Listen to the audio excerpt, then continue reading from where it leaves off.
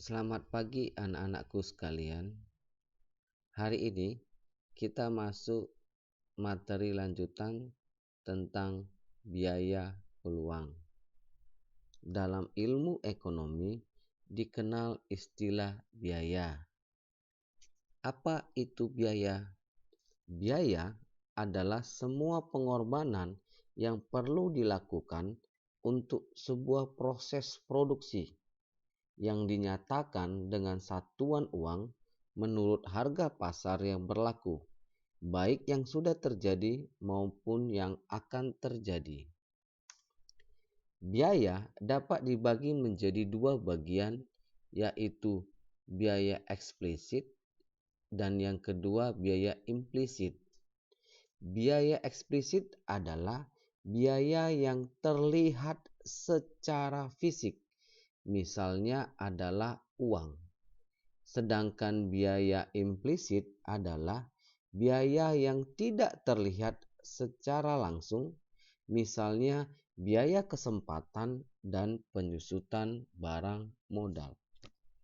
Berdasarkan pembagian jenis barang yang sudah kita jelaskan tadi, dapat disimpulkan bahwa biaya bisa merupakan pengeluaran berbentuk uang atau hal lain yang tidak berkaitan langsung dengan uang. Biaya yang berhubungan dengan uang inilah yang disebut sebagai biaya langsung atau biaya sehari-hari. Sementara itu, biaya yang dikeluarkan ketika kita memilih suatu kegiatan disebut sebagai biaya peluang. Lalu muncul pertanyaan, apa perbedaan biaya peluang dan biaya sehari-hari? Opportunity cost atau biaya sehari-hari? Kita akan jelaskan bersama-sama. Opportunity cost atau biaya kesempatan atau biaya peluang adalah pilihan yang harus kita korbankan. Pilihan yang harus kita korbankan, ingat pilihan yang harus kita korbankan demi memenuhi pilihan atau kepentingan yang lain. Sedangkan biaya sehari-hari adalah pilihan atau kepentingan yang harus selalu menjadi prioritas. Ingat, biaya sehari-hari adalah pilihan atau kepentingan yang menjadi sebuah prioritas dan tidak bisa dikorbankan demi kepentingan yang lain. Ingat, tidak bisa dikorbankan demi kepentingan yang lain. Jadi mengapa dua jenis biaya itu dapat terjadi? Yaitu opportunity cost dan biaya sehari-hari. Kenapa dua jenis biaya itu dapat terjadi? Yang pertama, dikarenakan sesuai dengan hukum ekonomi bahwa manusia merupakan makhluk dengan kebutuhan yang tak terbatas, namun memiliki sumber daya yang terbatas seperti waktu, biaya, tenaga, dan sebagainya. 2. Sumber daya yang terbatas inilah yang menyebabkan manusia harus memilih kebutuhan mana yang harus dipenuhi terlebih dahulu dan kebutuhan mana yang harus kita singkirkan. Yang ketiga, terkadang manusia memiliki kesulitan dalam menentukan skala prioritas terhadap kepentingan-kepentingan yang menjadi pilihannya. Dan yang keempat, untuk itu perlu pemikiran yang sangat cermat agar tidak tertukar antara pilihan mana yang bisa dijadikan biaya peluang dan pilihan mana yang merupakan biaya sehari-hari. Jadi itulah mengapa dua jenis biaya itu dapat terjadi. Sekarang kita akan bahas tentang biaya sehari-hari. Biaya sehari-hari itu adalah biaya yang dikeluarkan secara rutin untuk memenuhi kebutuhan hidup manusia secara vital. Bahkan dalam keadaan ekonomi yang sangat sulit sekalipun, manusia tetap akan berusaha untuk memenuhi kebutuhan sehari-harinya. Jadi, ciri-ciri biaya sehari-hari itu apa? Yang pertama, merupakan prioritas. Ingat, biaya sehari-hari itu adalah merupakan prioritas utama. Yang kedua, harus dikeluarkan untuk memenuhi kebutuhan yang tidak bisa ditunda. Ingat, menjadi prioritas utama harus dikeluarkan untuk memenuhi kebutuhan yang tidak dapat bisa ditunda. Contohnya apa? Contohnya, seorang ibu rumah tangga bernama Santi menerima uang 2 juta setiap bulannya untuk dibelanjakan kebutuhan keluarga yang terdiri dari suami dan anak. Jadi bagaimana model perhitungannya?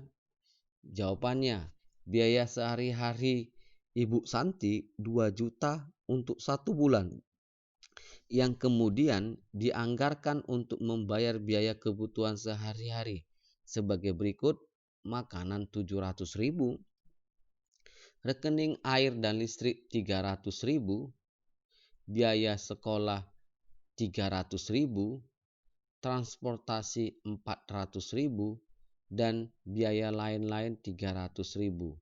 Jumlah total untuk kebutuhan 1 bulan di keluarga Ibu Santi adalah 2 juta. Inilah salah satu bentuk contoh biaya sehari-hari. Biaya yang prioritas harus dikeluarkan untuk memenuhi kebutuhan yang tidak dapat bisa ditunda, seperti makanan, rekening air dan listrik, biaya sekolah, transportasi. Itu adalah prioritas utama di keluarga Ibu Santi dan harus dikeluarkan untuk memenuhi kebutuhan yang tidak dapat ditunda oleh keluarga Ibu Santi. Jadi di sini kita akan membahas tentang definisi dari biaya peluang. Menurut Negroic Manqui, biaya peluang itu adalah segala sesuatu yang harus Anda korbankan untuk memperoleh sesuatu. Maksudnya, biaya peluang itu harus memperhitungkan biaya nyata yang dikorbankan dan biaya nyata yang tidak dikorbankan. Sedangkan pendapat lain mengatakan bahwa biaya peluang itu adalah biaya dari penggunaan sumber daya ekonomi untuk tujuan tertentu yang diukur dalam ukuran keuntungan yang tidak jadi didapat karena tidak memilih alternatif itu dibandingkan dengan komoditi yang didapat sebagai gantinya karena memilih suatu alternatif. Muncul pertanyaan, kenapa biaya peluang itu muncul?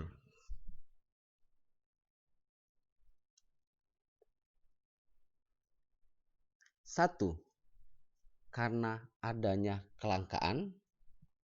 Dua, memilih satu dari beberapa pilihan berdasarkan kebutuhan. Jadi ada dua kenapa biaya itu muncul, biaya peluang itu muncul. Yang pertama karena adanya kelangkaan. Yang kedua karena kita memilih satu dari beberapa pilihan berdasarkan kebutuhan. Jadi biaya peluang itu muncul karena sumber-sumber daya ekonomi bersifat terbatas sehingga memaksa manusia untuk melakukan pilihan dalam memenuhi kebutuhannya yang tentunya didasarkan pada skala prioritas kebutuhan. Pilihan yang dibuat akan mengakibatkan pengorbanan pada pilihan yang lain dan timbulnya biaya peluang. Biasanya pilihan yang dilakukan oleh individu, masyarakat, maupun pengusaha atau perusahaan atas kelangkaan yang dihadapi. Jadi skemanya gimana? Jadi bila digambarkan dalam sebuah skema akan nampak sebagai berikut.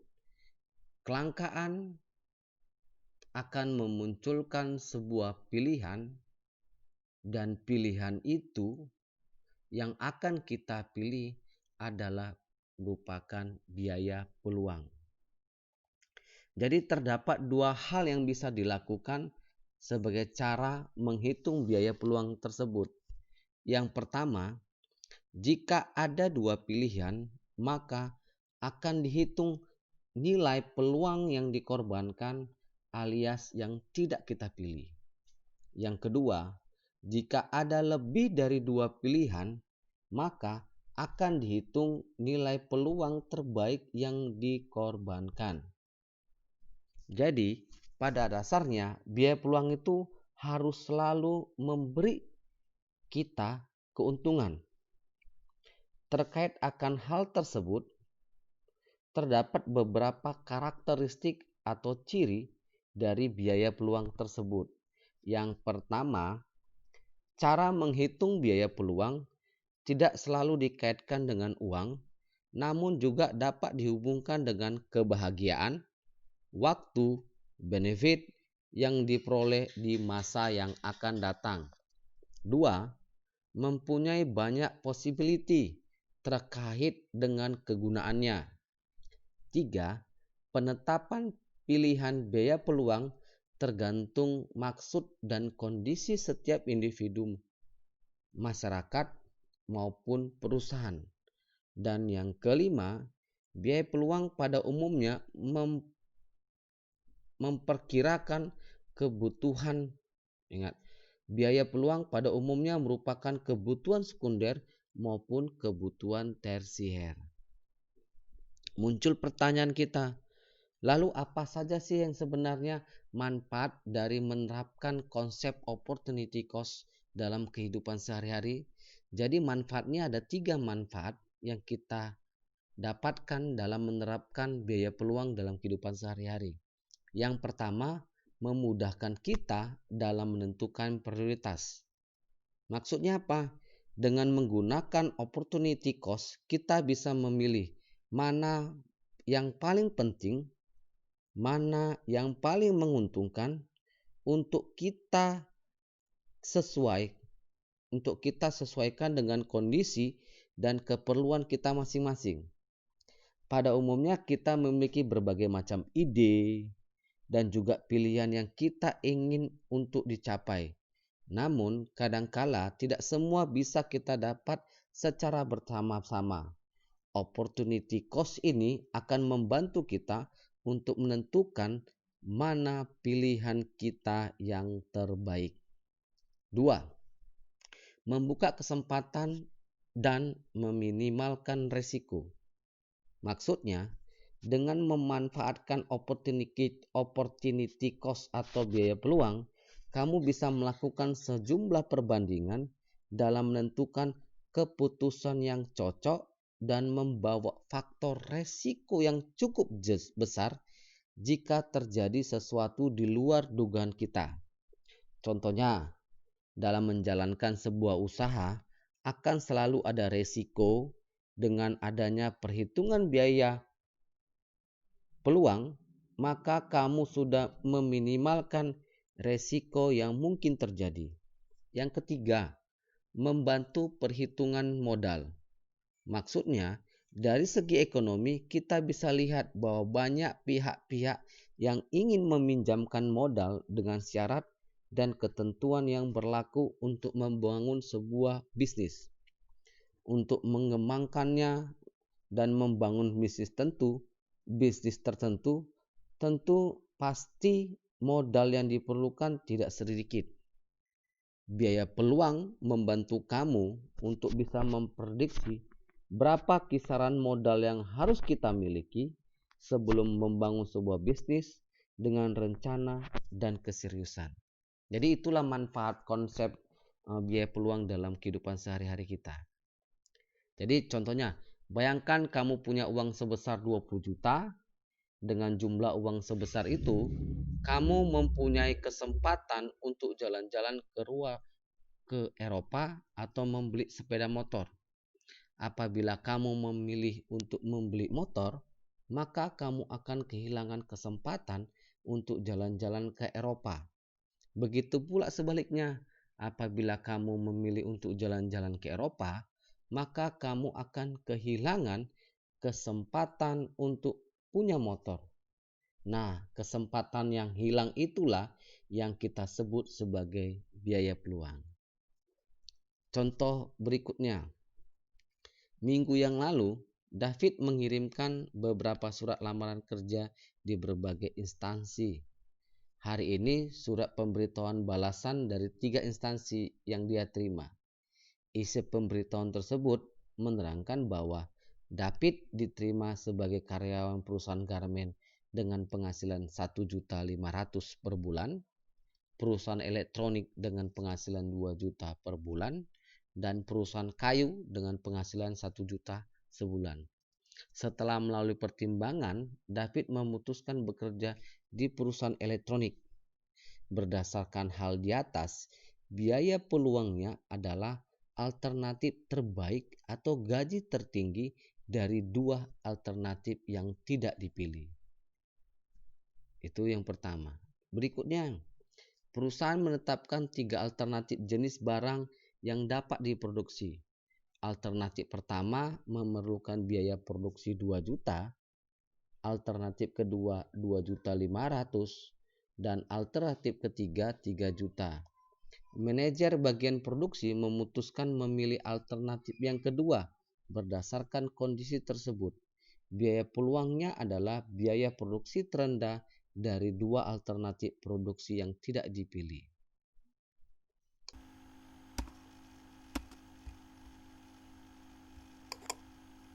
Soal pertama. Nah, misalnya ya, Pak Anton ingin pergi liburan ke Pantai Parangtritis untuk mengusir kejenuhannya. Ya.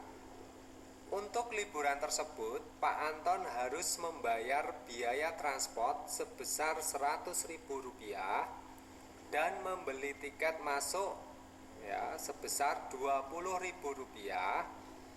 Jika tidak pergi liburan, Pak Anton dapat bekerja dan menghasilkan upah sebesar 200.000 per hari. Begitu ya kira-kira itu soal pertama ya. Nah, pertanyaannya, berapa biaya peluang bila Pak Anton memilih liburan? Oke ya, sekali lagi, berapa biaya peluang bila Pak Anton memilih liburan? Oke, kita akan bahas ya. Nah, kita hitung dulu biaya liburan begitu ya. Untuk liburan, Pak Anton untuk biaya transportnya adalah 100.000 ditambah dengan biaya tiket masuk Rp20.000, maka biaya eksplisit atau biaya yang akan saya keluarkan begitu ya, atau Pak Anton keluarkan adalah Rp120.000. Oke ya, itu untuk liburan. Nah, pilihan yang kedua tadi, karena saya memilih liburan ya, maka ada yang saya korbankan, yaitu bekerja.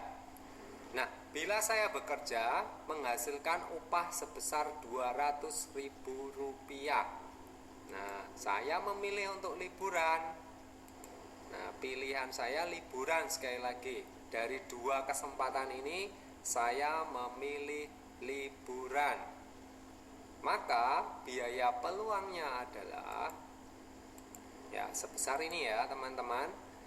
Biaya peluangnya adalah Rp200.000 ini yang saya korbankan ya, karena sudah memilih untuk liburan. Oke ya, semoga paham ya. Jadi sekali lagi yang dikorbankan itulah yang menjadi biaya peluang. Oke, berikutnya soal kedua. Seorang siswa yang baru lulus SMA ingin melanjutkan kuliah untuk mendapatkan gelar sarjana ya atau S1. Biaya yang harus dikeluarkan adalah sebagai berikut. Biaya tetap atau sekali ya sebesar Rp25 juta. Uang semester kita anggap 4 tahun itu 8 kali, berarti masing-masing semester Rp5 juta. Maka totalnya Rp40 juta. dan membeli buku paket sebesar 5 juta rupiah. Nah, jika siswa tersebut tidak kuliah, ya istilahnya bekerja begitu, akan mendapatkan gaji 3 juta rupiah per bulan atau sebulan 3 juta rupiah. Nah, pertanyaannya, berapa biaya peluang siswa tersebut untuk kuliah S1? Begitu ya. Jadi biaya peluangnya berapa? Ini berarti memilih untuk kuliah begitu ya. Oke, kita bahas. Ya, untuk biaya kuliah sudah saya sajikan di sini. Untuk biaya tetap 1 kali tadi 25 juta. Untuk uang semester 8 kali atau 4 tahun begitu ya, 40 juta rupiah. Untuk pembelian buku 5 juta rupiah, maka total biaya kuliah adalah sebesar 70 juta rupiah. Oke ya, 70 juta rupiah. Oke ya, paham ya, ini biaya untuk kuliah.